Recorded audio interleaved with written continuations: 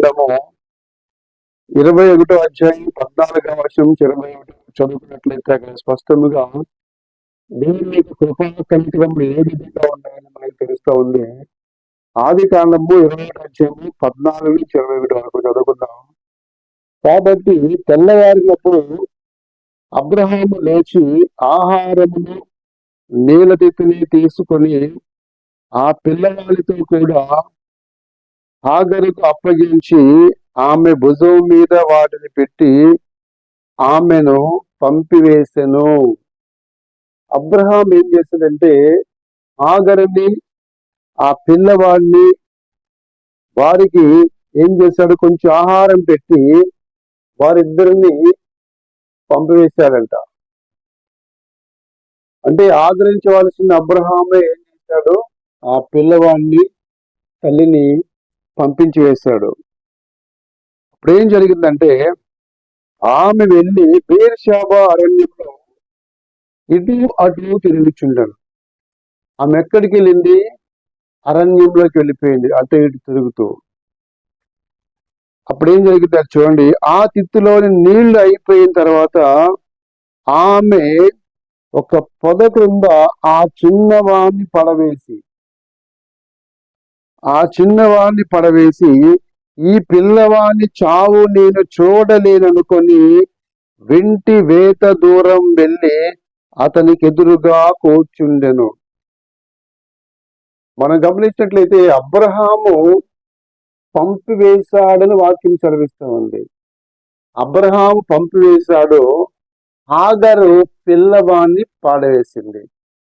నేను ఈడు ఏడుపు చూడలేనని చెప్పేసి కొంత దూరంలో పడవేసి ఏం చేస్తుందంటే ఆమె ఎదురుగా కూర్చుండి ఎలుగెత్తి ఏడ్చెను. పిల్లవాడిని అక్కడ పాడేసింది, ఈమె ఒక ప్లేస్ లో ఉంది ఎదురుగుండగా, అక్కడ ఉండి ఎలుగెత్తి ఏడుస్తా ఉంది. చూసినట్లయితే మనము ఇంటి దగ్గర నుంచి వచ్చేటప్పుడు హాగరు ఆ పిల్లవాడిని ఇద్దరిని అబ్రహాము పంపివేసిందని రాయబడింది. వీళ్ళిద్దరిని అబ్రహాం పంపివేశాడు. అది కొద్దిగా ఆహారం వాటర్ ఇచ్చి, ఆ వాటర్ అయిపోయింది, ఆహారం అయిపోయింది, వీళ్ళు తింటాకి ఏమీ లేదు. అబ్రహాం పంపివేశాడు. అబ్రహాం ఎవరు? ఇస్మాయిల్కి తండ్రి. కుమారుని పంపించేశాడు, భార్యను పంపించేశాడు. అయితే అరణ్యంలోకి వచ్చిన తర్వాత హాగర్ ఏం చేసిందంటే తన పిల్లవాడిని ఒక చోట్ల పాడేసి దూరంగా ఎదురుగుడుగా కూర్చుని ఆమె ఎలుగెత్తి ఏడుస్తా ఉంది. ఇక్కడ మనం హాగర్ పరిస్థితి, ఆ పిల్లవాడి పరిస్థితి చూసుకున్నట్లయితే ఇక్కడ దిక్కు లేని పరిస్థితిలో ఉన్నారు. ఎవరు ఆదుకుంటారు? ఎవ్వరు కూడా ఆదుకోలేటువంటి దిక్కు లేని స్థితిలో, ఎవరికి చెప్పుకోలేని స్థితిలో, చాలా దుఃఖంలో, బాధలో ఉన్నారు.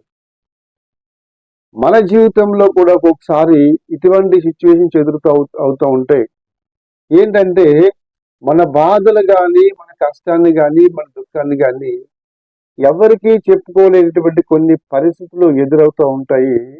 అటువంటి పరిస్థితుల్లో మనం ఏమనుకుంటామంటే, అయ్యో మనం ఇంత బాధలో ఉన్నాము, ఇంత కష్టంలో ఉన్నాము, ఇంత దుఃఖంలో ఉన్నాము, అయ్యో నాకు ఎవరో దిక్కుముక్కు లేరు, నేను చూసేవాళ్ళు ఎవరో లేరే, నాకు ఆదరించే వాళ్ళు ఎవరో లేరు అని చెప్పి మనం బాధపడతాం. కానీ యేసే అంటాడు కదా, ఈ దేవుని బిడ్డ, నిన్ను విడువను ఎడబాయను, సదాకాలము నీతోనే ఉంటాను. హల్లెలూయా. ఈ లోకంలో ఎవరు విడిచిపెట్టినా, తల్లిదండ్రులు విడిచిపెట్టినా, అన్నదమ్ములు విడిచిపెట్టినా, అక్కా చెల్లి విడిచిపెట్టినా, ఎవరు విడిచిపెట్టినా కూడా యేసయ్య మాత్రము విడువడు ఎడబాయడు. చూడండి ఏం జరిగిందో. ఈ చిన్న పిల్లవాడి చావు నేను చూడలేదనుకొని వింటి వేద దూరం వెళ్ళి అతనికి ఎదురుగా కూర్చుండెను, ఆమె ఎదురుగా కూర్చుండి ఎలుగెత్తి ఏడ్చెను. దేవుడు ఆ చిన్నవాని మొర వినెను. అప్పుడు దేవుని దూత ఆకాశం నుండి హాగరుని పిలిచి, హాగరు నీకేమొచ్చింది, భయపడకము, ఈ చిన్నవాడున్న చోట దేవుడు వాని స్వరము వినియున్నాడు. దేవుని స్తోత్రం. దేవుడు ఎవరి స్వరం విన్నాడంట? చిన్న పిల్లవాడి స్వరం విన్నాడండి. ఒక చిన్న పిల్లవాడు మొరపెట్టుకుని ఏడుస్తా ఉంటే అక్కడ దేవుడు ఆ చిన్న పిల్లవాడి మొర విన్నాడంట. ఎవరి చిన్న పిల్లవాడు? అబ్రహాము పంపివేశాడు, తల్లి పడవేసింది. స్పష్టంగా గమనించండి, అబ్రహాము పంపివేశాడని వాక్యం సెలవిస్తూ ఉంది. తల్లి వాడు ఏడుపు చూడలేక పడవేసింది. కానీ తండ్రి వదిలేసిన, అరణ్యంలో తల్లి వదిలేసిన దేవుడు మాత్రం వదలలేదు. హల్లెలూయా.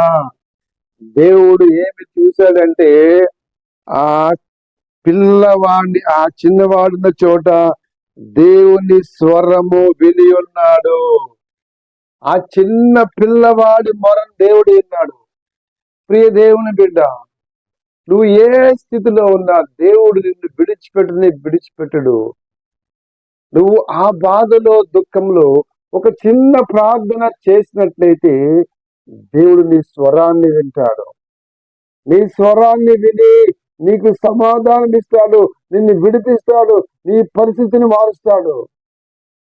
దేవుడు స్వరం విని ఏం చేయొచ్చు అండి?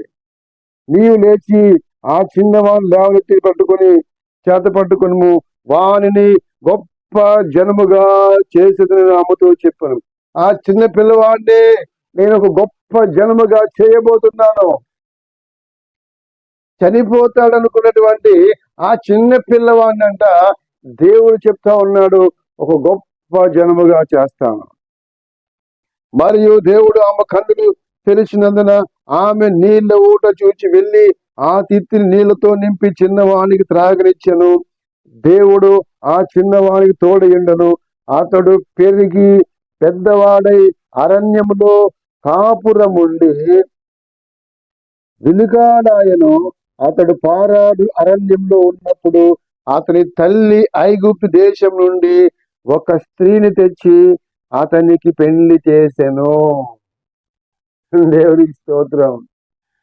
ఎందుకు వీడు బతకడానికి నీ పెట్టలేని పాలు ఎవరైనా, తినడానికి పెట్టలేని, తాగడానికి ఎవరైనా, ఎందుకు నా కళ్ళ ముందు చనిపోతాడేమని చెప్పి తీసుకెళ్లి కొంత దూరంలో పాడేసిందంట.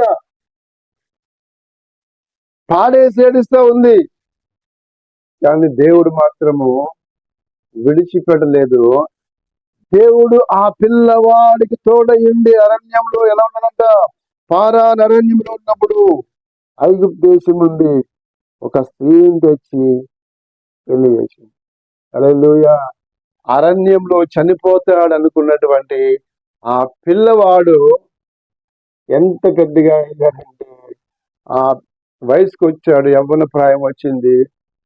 తల్లి ఐగుప్తు దేశం నుంచి ఒక స్త్రీని తెచ్చి పెళ్లి చేసిందంట. హల్లెలూయా. ఇప్పుడు ఆ సంతానమే మనం చూసినట్లయితే ఈ ముస్లిం సంతానం.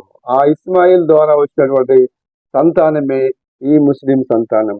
ఇప్పుడు అరబ్ దేశాల్లో దుబాయ్, కువైట్, ఇరాన్, ఇరాక్ ఈ ప్రాంతంలో ఉన్నదంతా కూడా ఈ ముస్లిం సంతానం అంతా కూడా ఎవరు అంటే, ఆ రోజు అక్కడ చెట్టు దగ్గర హాగర పాడవేసింది, నా ఇది చావు చేసి వస్తాను నేను చూడలేని చెప్పి. కానీ దేవుడు అబ్రహాముకి ఇచ్చిన మాట ప్రకారము దేవుడు ఆ పిల్లవాడిని దీవించాడు, ఆశీర్వించాడు. ఆ పిల్లవాడి ద్వారానే ఈ ముస్లిం సంతానం అంతా రాబడింది. దేవునికి స్తోత్రం. ప్రియ దేవుని బిడ్డ, మనం గమనించినట్లయితే ఇస్మాయిలు వాగ్దాన పుత్రుడు కాదు. అంటే దేవుడిని వాగ్దానం చేసినటువంటి కుమారుడు కాదు. కానీ దేవుడు వాగ్దానం చేసిన కుమారుడు కాకపోయినప్పటికీ దేవుడు అబ్రహాముకి ఇచ్చిన మాట ప్రకారము ఇస్మాయిల్ని అంత గొప్పగా దీవించాడు. కానీ మనమందరము అబ్రహాము సంతానమై ఉన్నాము. అబ్రహాము, ఇస్సాకు, యాకోబు అలా మనం చూసుకున్నట్లయితే మనం అబ్రహాము సంతానమై ఉన్నాము. మనము ఆశీర్వాదమునకు మనము వారసులము. అబ్రహాం ఆశీర్వాదానికి మనం వారసులము.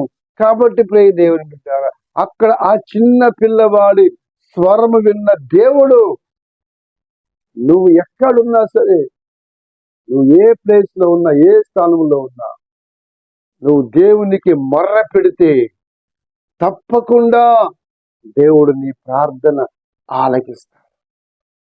ఆ చిన్న పిల్లవాడి మొర్ర విని ఆ చిన్న పిల్లవాడిని దీవించాడు. ఆ చిన్న పిల్లవాడు ఈరోజు ఒక జాతికి మూల పురుషుడయ్యాడు. ఆయన అంత గొప్పగా దేవుడు దీవించాడు. ఆ చిన్న పిల్లవాడిని అరణ్యంలో, ఆ చిన్న పిల్లవాడిని దేవుడు దీవించిన దేవుడు, ఆ స్వరం విన్న దేవుడు.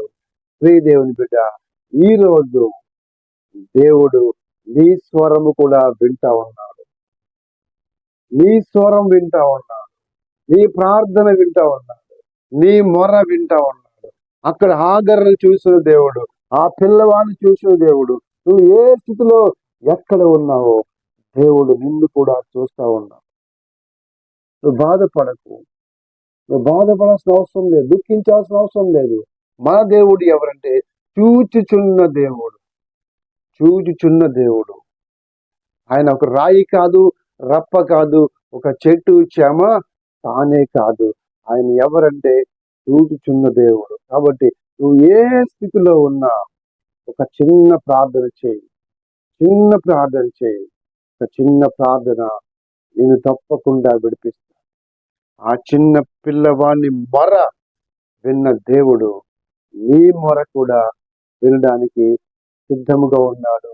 నువ్వు ఏ స్థితిలో ఉన్నా నువ్వు భయపడకు, దిగులు పడకు. ఆయన సన్నిధిలో నువ్వు మోకరించి ప్రార్థన చేసి నువ్వు అడిగినట్లయితే తప్పకుండా అక్కడ హాగర్ని విడిపించిన దేవుడు నిన్ను కూడా విడిపిస్తాడు. ఈ కొద్ది మాటలు దేవుడు దీవించినగా ప్రార్థన చేసుకున్నాం. స్తోత్రం తండ్రి, మహోన్నత మహాగణిత గొప్ప దేవుడా, సర్వశక్తి మంతుడా, నీ కొందనాలు స్తోత్రాలు నాయన. అయ్యా, అరణ్యంలో తండ్రి హాగర్ కన్నీళ్ళు చూసావు. ఆ చిన్న పిల్లవాడి స్వరం విన్నావు ప్రభా. అయ్యా తండ్రి, అబ్రహాం విడిచిపెట్టేవాడు తండ్రి. అబ్రహాం పాడివేశాడు, అబ్రహాం పంపివేశాడని వాక్యం తెలుస్తుంది. అబ్రహాం పంపివేశాడు. హాగర్ మాత్రం తండ్రి చావు నేను చూడలేని చెప్పి పిల్లవాడిని అక్కడ పడవేసింది తండ్రి. అయ్యా, నీవు మాత్రం విడిచిపెట్టలేదు నాయన. తండ్రి విడిచిపెట్టిన, తల్లి విడిచిపెట్టిన ఆ పిల్లవాడిని అరణ్యంలో నువ్వు విడిచిపెట్టలేదు నాయన. అయ్యా, పిల్లవాడు పెద్దవాడు వివాహం జరిగింది. అతని ద్వారా ఒక జాతి, ఒక వంశమే బయటకు వచ్చింది తండ్రి. అయ్యా, అంతరీతిగా దీవించే దేవుడు తండ్రి, ఆశ్రయించే దేవుడు నాయన. అయ్యా, ఎంతమంది బిడ్డలైతే ప్రభు ఈ లైవ్ లో చూస్తున్నారో ప్రభు నాయన, ప్రతి ఒక్క బిడ్డని జ్ఞాపకం చేసుకుంటాను నాయన. వారి స్వరం వినండి నాయన. వారు ఏ బాధలో ఉన్నా, ఏ దుఃఖంలో ఉన్నా, ఏ వ్యాధులు ఉన్నా ప్రభా, వారిని విడిపించమని ప్రార్థిస్తాం. వారి కన్నీళ్ళు తొడవమని ప్రార్థిస్తాం. అయ్యా, మీరే దీవించి ఆశీర్వదించమని సమస్త మహిమ ఘనత ప్రభావంలో మీకే చెల్లిస్తూ యేసు పరిశుద్ధ నామములో నిలుచున్నాం పరమ తండ్రి. ఆమేన్, ఆమేన్, ఆమేన్. ప్రియ దేవుని బిడ్డలారా, ఎంతమంది అయితే ఈ వర్తమానం చూస్తున్నారో దయచేసి అనేక మందికి ఈ వర్తమానాన్ని మీరు ఫార్వర్డ్ చేయండి, లైక్ చేయండి. అలాగే ఇంకా మా ఛానల్ ఎవరైతే సబ్స్క్రైబ్ చేసుకోలేదో వాళ్ళు సబ్స్క్రైబ్ చేసుకోండి. దేవుడు మిమ్మల్ని మీ కుటుంబాలను బహుబలముగా దీవించి ఆశీర్వదించును గాక. ఆమేన్.